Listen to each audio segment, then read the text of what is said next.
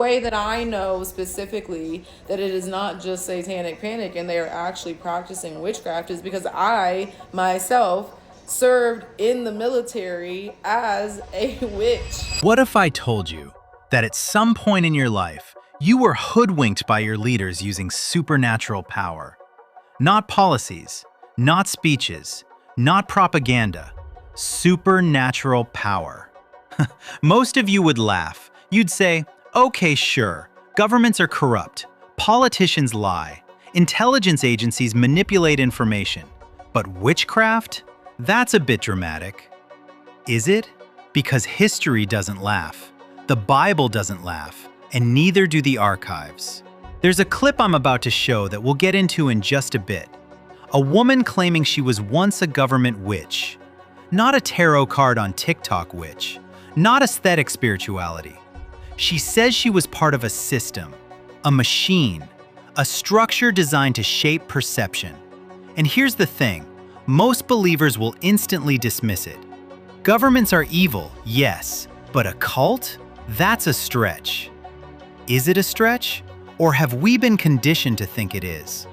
Most believers are so confused they can't see what's happening in the world right now. God is not a politician, but let's put that aside for a moment. Let me ask you something. When Pharaoh wanted to maintain control over Egypt, did he rely on speeches or sorcerers? When Nebuchadnezzar ruled Babylon, did he consult economists first or magicians, astrologers, enchanters? When Saul lost divine direction, did he call a general or a medium? This isn't conspiracy theory, it's scripture. Occult advisors were not fringe figures in ancient governments. They were state officials, embedded in power structures, consulted in times of crisis, used to interpret reality itself.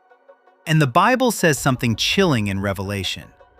By your sorcery, all nations were deceived. All nations, not one tribe, not one cult, nations. So before you roll your eyes at the idea of modern leaders dabbling in occult systems, ask yourself, why would ancient empires believe spiritual manipulation was essential to governance, but modern ones suddenly stopped? Did human nature evolve? Or did the methods just become more subtle? In this video, we're not going to scream. We're not going to sensationalize. We're going to investigate. Because if leaders have historically used spiritual systems to shape perception, then the real question isn't whether witchcraft exists. The real question is, have you been shaped by something you were trained not to see?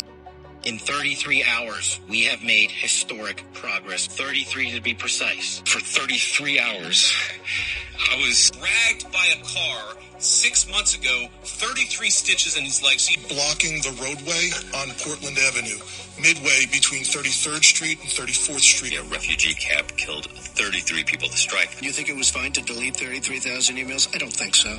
She said the 33,000 emails. 2-year investigation that resulted in 33 indictments. From the House Oversight Committee of 33,000 pages. 33,000 pages. Struck a fence, and the 33-year-old driver was taken to the hospital. In Moline, police say a 33-year-old woman from Moline died after a crash. Criminal complaint in this case. It's against 33-year-old Michael D. Stover. For local agencies. Of the 33 children found. More urgent. Dallas police need your help finding this woman. She's 33-year-old Crystal. Right there about 1:30 on US 33 lanes, as you can see in both. Moratorium that's been in place since George H.W. Bush was in office 33 years ago. Not shoot her, but rides the elevator up to the 33rd floor.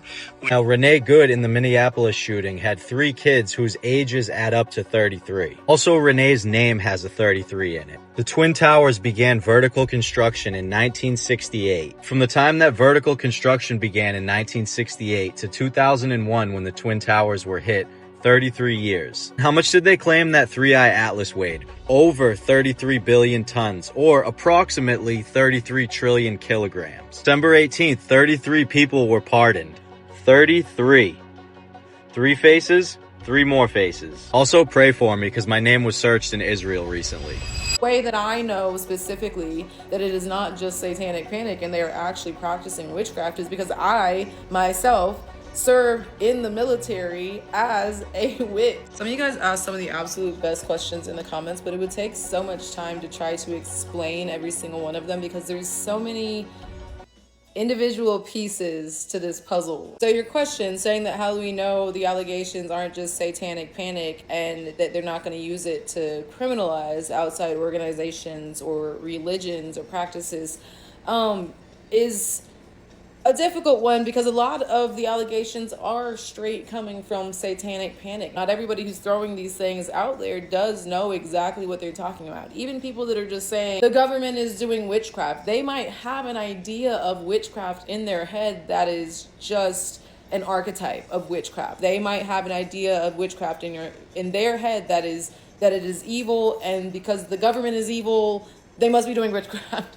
And I hate to have to say that that's true, but that's absolutely, some people think about things so black and white and they are not able to actually have the higher perspective that it really does take to be able to effectively do witchcraft, first of all, and use it and understand what it is. And not only that, the higher perspective that it takes to be able to be in the positions that I've been able to serve in the military, where I was serving in the military, not only because I was capable, I have psychic ability, but because I also am a witch, in the sense that witchcraft in itself requires a very balanced, like, manifestation, right? Witchcraft and manifestation, if you want to use witchcraft to manifest something, it requires a very balanced energy. Manifestation, people who are just naturally able to manifest, it almost happens accidentally in their lives, have an extremely balanced masculine and feminine energy. And they also have a very high processing frequency. I just so happen to have that, which is why the military wanted me in that position. But in that, they were literally just taking advantage of the fact that having me there manifests stuff for everybody in the room. For having me there, providing me with the resources that I need in order to manifest things for them as well, right? One of the biggest things that is keeping people from understanding what's going on here is that we've been given this cartoon-ass version of what witchcraft is. We've been told that there's some witch in the woods toiling and bubbling and troubling in her fucking pot or some shit, I don't know. And eating children. But legitimately, they are eating children. But those archetypes, that stereotype of a witch wouldn't exist, of a witch eating children wouldn't exist if there weren't truths to rituals that have been conducted in the past. And the fact that witchcraft at one point in time was a practice. People used this and they showed results from it. There is a story in the Old Testament that almost feels out of place because of how little explanation it gives. If you read it quickly, you might miss what actually happened. But if you slow down and sit with it, you realize you're looking at something deeply unsettling. A moment where war, power, and ritual collide in a way that forces you to rethink how ancient rulers understood influence. The story takes place during a period when Israel had political control over a neighboring nation called Moab. For years, Moab had been required to pay tribute, essentially heavy taxation in livestock and goods, as a sign that they were under Israel's dominance. This tribute was not small. It was a yearly reminder of who held authority. When King Ahab of Israel died, the king of Moab saw an opportunity. A new ruler meant instability, and so Moab stopped paying tribute. It was not just a financial decision, it was a declaration that they no longer accepted Israel's authority. King Jehoram of Israel could not ignore that. If one nation successfully rebelled, others might follow. So he formed a military alliance.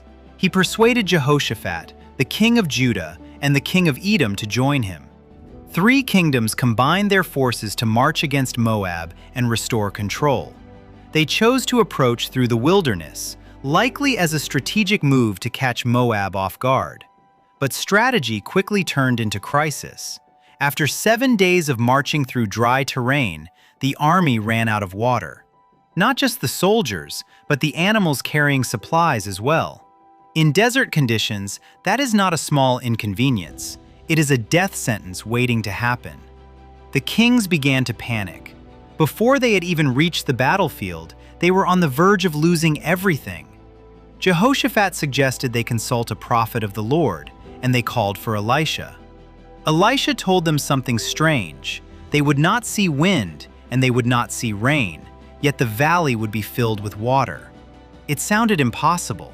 But the next morning, water appeared in the trenches that had been dug in the valley. No storm had passed through. No clouds had gathered, yet the ground was saturated. Across the way, the Moabite soldiers looked down at the valley as the sun rose. The morning light reflected off the water in such a way that it appeared red from a distance. To them, it looked like blood covering the ground. They assumed the allied armies had turned on each other during the night and slaughtered one another. Believing they were about to plunder the aftermath of a civil conflict, the Moabites rushed in carelessly. Instead, they walked straight into an organized and prepared army. Israel and its allies rose up and overwhelmed them. The Moabites were driven back with force.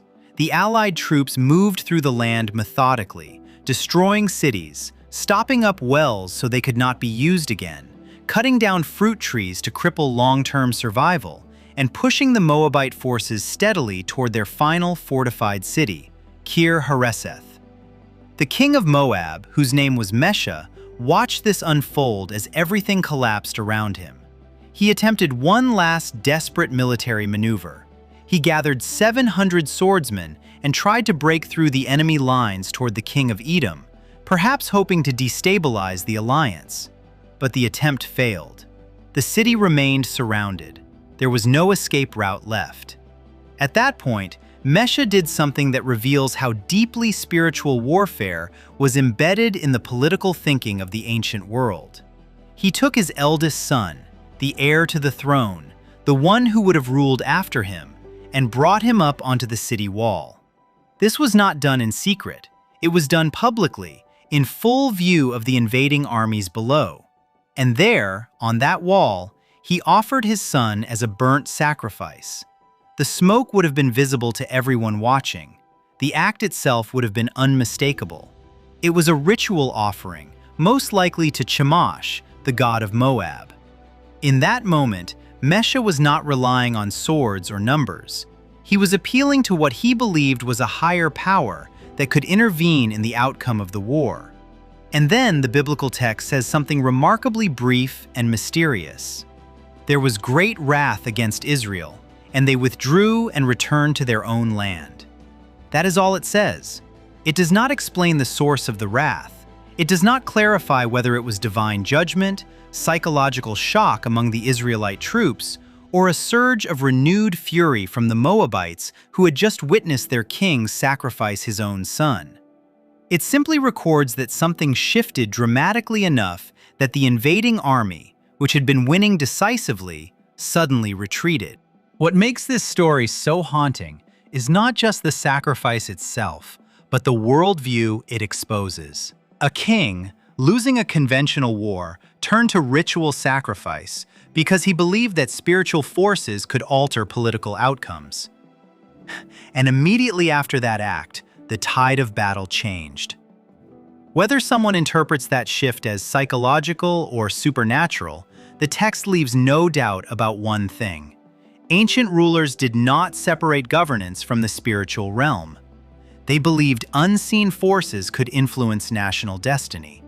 And in this case, the smoke rising from a city wall marked the end of a war that had seemed all but decided. Now, when you listen carefully to the young woman who claims she worked within the military as a practicing witch, you'll notice something immediately. She chooses her words with precision. There are pauses where details could exist. There are edges she does not cross. It feels less like someone inventing a fantasy and more like someone navigating the limits of what they are willing, or allowed, to say publicly. And that alone should slow you down. Because if you step outside of her testimony for a moment and begin to research independently, you will discover that discussions about government involvement in psychic experimentation, consciousness research, and unconventional warfare are not hidden in obscure corners of the internet. Declassified documents exist. Former operatives have spoken. projects involving remote viewing and other cognitive experiments have been acknowledged historically. These initiatives were not framed as superstition. They were framed as national security. And here is where the conversation becomes more complex. Most people are comfortable admitting that governments use propaganda, that they manipulate media narratives, that intelligence agencies engage in psychological operations against foreign adversaries. That part is widely accepted. But what if influence extends beyond messaging? What if shaping perception involves more than headlines and algorithms? And before this drifts into partisan territory, let's be clear, this isn't about red or blue.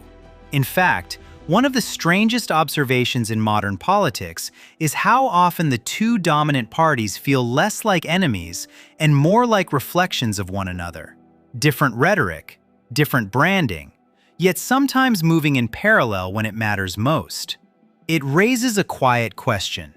Are we witnessing genuine opposition or managed opposition? This is so true. There are three huge factors in the Hollywood entertainment, movie filmmaking industry. You have the DoD, the CIA, and the Pentagon. The DoD is the Department of Defense of the United States of America's government. Their main job is to protect us. They're the security, right? And they're the biggest agency in our government. Think about it like security guards that be standing outside of clubs, right? How you hating from outside the club? You can't even get in. You can't get in because of the security guard. The security guard is the DoD, the Department of Defense. They standing there all big and strong, looking like a bodybuilder, like, ooh, you want some? The Pentagon, right? Which is basically where the Department of Defense lays their head at night. So the security guard, when they get tired and they want to go home and hit their girl, hit their guy, they go home.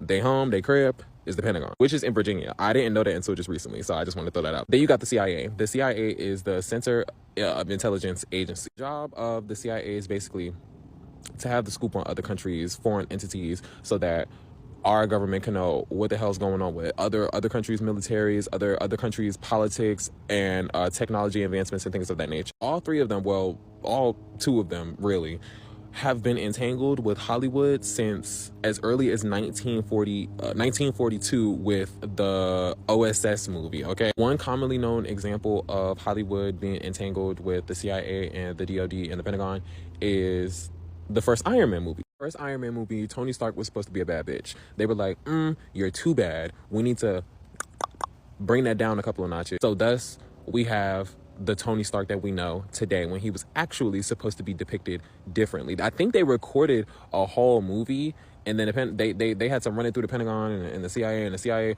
was like, girl, no. Why? Because the whole reason why they even started to work with the Hollywood entertainment industry with movies and stuff like that is because they wanted to control the narrative on militarism. Militarism is all about what's going on with the military, okay? What's going on with the guns, what's going on with the rocket launchers, what's going on with the switchblades, the mace in the eyes, you know what I mean? I had to come inside, it was cold. They first were entangled with the Hollywood entertainment industry because the CIA and the DoD wanted to control the narrative that people had on our military. They wanted and want the American people to have so much blind, wholehearted faith and belief in our government that our government can't do any wrong, that they participate in the authorization of movies. So movies have to go through the CIA and the Pentagon, the DoD, in order to be released, because if things are depicted in a certain way that don't fit the narrative that our government wants to be casted to us, for us to have blind faith in them, they're rewrite, rescript. Along with that comes predictive programming. Predictive programming to me is all about desensitization, but we'll come back to that. The actual definition of predictive programming is using media, whether that's a podcast, a TV show, a movie, maybe even the music, to hide a plan in plain sight for the future, so that you're already kind of acclimated with what it is that will happen, so that when it happens in the future, you'll be more accepting to what it is that has occurred. Why? Because it's been planted in so many different ways that you already knew the outcome of what it is when it was going to happen. This is another thing, right? And this is my opinion. I feel like predictive programming is used so that people feel like they know the result that is going to come from a certain circumstance that will happen. And they'll feel like, oh, why do we even need to try? Take away your will to want to fight, to try, to basically just succumb to the result that you're so used to, so that the government doesn't need to do anymore. While we're on my opinions, right? The entertainment industry is not meant to entertain you. You go into the etymology of the word entertainment, which I made a video about this like a couple of months ago, but to entertain somebody is to keep them occupied, to hold them, to grasp their attention, to grasp their thoughts, to hold on to their time. Entertainment does it of course it means to make you laugh, make you smile, and to be invested into something, but to be invested into something to keep you distracted from something else. When you think about that, and you think about how the CIA and the DoD have control over Hollywood and the entertainment industry, and how they also participate in predictive programming, aka The Simpsons, aka Leave the World Behind, aka Multiverse of Madness. And when you factor in that they also want to control the narrative on militarism, this also goes into another conversation I was having a couple of videos ago about how your attention is the most valuable thing about you. Your attention gives what you give your attention to gives so much information about you, what you're passionate about, what it is that you do like, what it is that you don't like. It gives key components on how to control you, how to condition you, how to suppress you, and how to oppress you. I might need to do a part 2 because this is getting too long, right? And people's attention spans are too low. And then that's another thing. These movies and these shows, what it is that the government is doing is used to make us slower, used to keep us in a continuous cycle of thinking that we're progressing, and really we're regressing. And we don't even notice that. We don't pay attention to these things. This is for entertainment purposes only. Guys, happy Friday. I want to talk to you about predictive programming. And in particular, how the government is doing this whole alien exposure thing right now. So this has been going on for quite some time. We've been there have been lots of movies made about aliens coming. I think War of the Worlds with Tom Cruise, that was in 2005 when that movie came out. Certainly, way before that, we had Star Trek and the Star Trek series. We also see predictive programming on The Simpsons. There have been many things that have been shown because, evil loves to brag, guys. There's a YouTube channel called The Scariest Movie Ever. That's what it's called. On this channel, KJ does a lot of talking about predictive programming. We even see this, like if you'll watch the Oscars or the halftime at the Super Bowl or at any of the opening ceremonies of the Olympics, you'll see all this predictive programming. And it's demonic, guys. So what they're doing is they're telegraphing what's going to happen. Now, getting back to the alien demonic exposure thing. So right now, they've been treating aliens like, oh, they don't exist. They just deny. And slowly they would leak out footage like of military aircraft encountering them. And now all of a sudden we have whistleblowers coming. Well, guys, have you wondered why all of a sudden we have whistleblowers? Well, that is predictive programming. What that is, it's getting you prepared. Guys, they're going to have to explain the rapture. Now, realize a whole lot of you people that don't believe in a rapture, you're getting ready to be awakened. And a lot of you post-trib people that say, oh, no, we're going to go through it. No, you won't. Not the believers. So this is a very powerful tool that the Illuminati's been using since they were formed. All the secret organizations, the Club of Rome, I could go on and on, the WEF. All of these guys are in bed together, guys. They're all ushering in, all these globalists are ushering in a new world order, which is introduction of the beast system. So all these things you're going to be hearing about aliens, guys, they're really just demons. You need to know that. Yes, demons are real. They will start manifesting themselves. So, because they can do that. But guys, it's getting very, very real. This is the time to come closer and draw closer to the Lord. Do not be deceived. That's why it's important that you get into the Word of God and study it and listen to people that know what they're talking about. Guys, have a blessed day in Jesus' name. Predictive programming suggests that certain ideas, scenarios, or future events are introduced to the public through entertainment long before they occur in reality. Films, television shows, even cartoons begin presenting themes repeatedly, normalization through repetition, until what once felt impossible starts to feel familiar. And familiarity lowers resistance. You've probably experienced this without thinking about it. A storyline in a show that once felt extreme later mirrors real-world headlines. A technological concept introduced as fiction slowly becomes common infrastructure. Even The Simpsons, often cited for its predictions, repeatedly portrays scenarios that later seem to materialize in some form. Now, some dismiss that as coincidence. Others argue it's simply satire intersecting with probability. But when patterns accumulate over decades, thoughtful people begin to ask whether media sometimes functions as rehearsal, preparing collective psychology for what is coming. And then you notice something else. When you examine elite networks, political figures, entertainment executives, cultural architects, you find overlapping circles, associations that raise eyebrows, names that surface in investigations, and files connected to questionable gatherings and secretive environments. You begin to realize that power rarely operates in isolation. And yes, the creator of The Simpsons was mentioned in documents related to Jeffrey Epstein's network. If you've looked into those files, you already know the conversations around the kinds of rituals and private activities that were alleged within certain elite circles. But let's slow down. The goal here is not to jump to conclusions, it's to observe patterns. Ancient kings believed rituals could shift wars. Modern governments openly research psychological influence. Entertainment often mirrors future reality. Elite networks intersect in ways the public rarely sees. At some point, you have to ask whether influence in our time is purely accidental or carefully engineered. And we're back with part 2 on why the government is the biggest baneful baddie you'll ever go up against. Although I really don't like referring to them as baddie because that makes them seem cool or like I respect them in some way. Really, they're just like the creepy villain that shows up at the party uninvited and ruin everybody's vibe.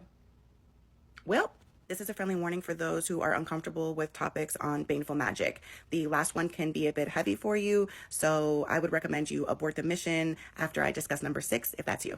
Number 1. The Pledge of Allegiance as a ritual of binding. Having young children recite the Pledge of Allegiance daily serves to indoctrinate them from an early age. The Pledge of Allegiance functions like a magical vow, binding individuals to a collective purpose. Much like an oath or a spell in witchcraft, reciting it channels personal energy into a verbal contract, creating a communal bond and reinforcing a shared identity. By repeating the words with intention and focus, individuals symbolically weave themselves into a larger collective circle, where their personal commitment strengthens and amplifies the power of the group here being the government. And this is much like the energy that is raised during a coven or ritual circle. Number 2, the national anthem as an invocation of unity. Similarly, singing the national anthem, especially in large groups, is like a powerful invocation. In witchcraft, collective chanting raises energy and focuses it on an intention. Here, it binds people to values of loyalty and unity, amplifying patriotism through the power of unified voice. Number 3, language of authority as a form of spellcasting. Words are spells, and the government often uses language in ways that mirror the intentions and practices found within witchcraft, shaping perception and binding people to its rules through the power of words. For instance, the use of a summons. In legal contexts, it's used to compel someone to appear in court, much like the magical summoning to call forth an entity or a spirit, or the fact that your signature is required to make laws or official documents valid. This parallels the magical significance of names or tag locking, where marking something with a name or a seal is believed to give it binding power or to direct energy directly to that person. Through this language, the government's words have a spell-like effect, creating rules, binding individuals, and shaping a collective reality. Number 4, invocation of ancestors and national heroes.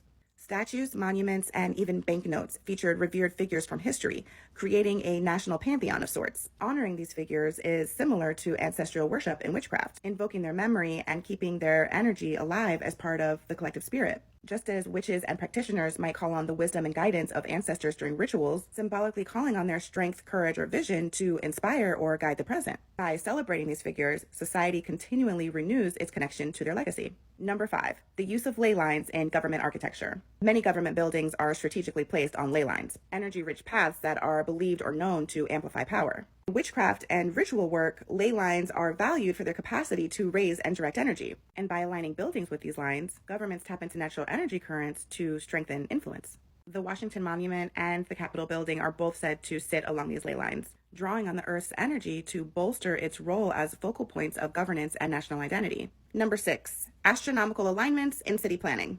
Many government buildings are often aligned with celestial bodies. For instance, the Washington Monument aligns with certain sunrise and sunset points at key times of the year, meaning the sun rises or sets in direct alignment with the structure or specific features of it.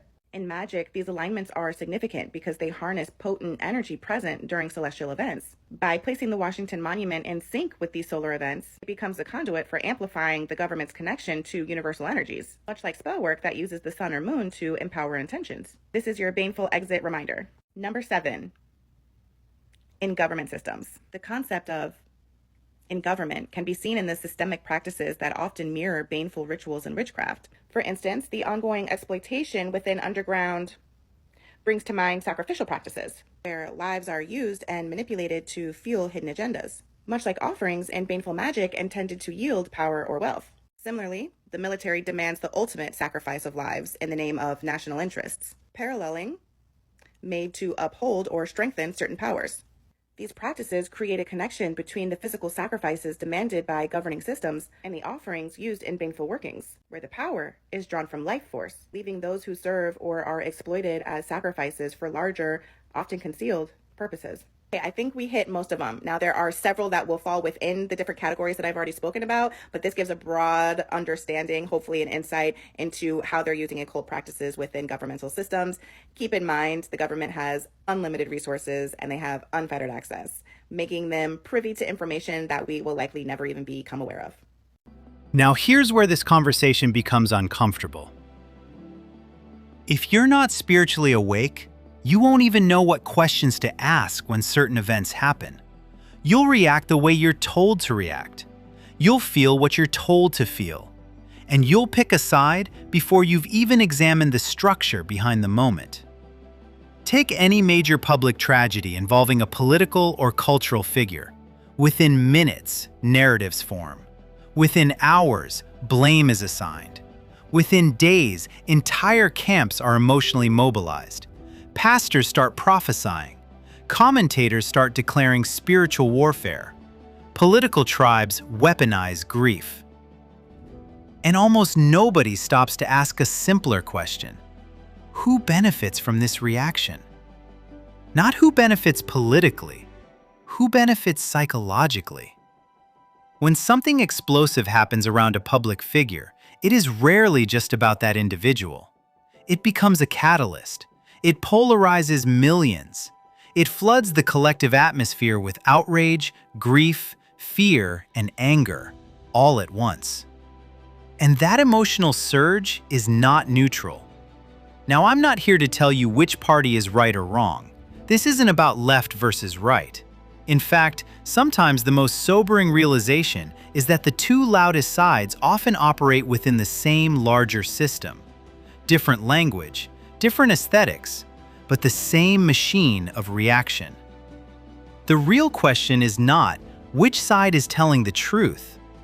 The real question is, why is the public being pushed to feel so intensely, so quickly? Because when you begin to study power, ancient or modern, you notice something consistent.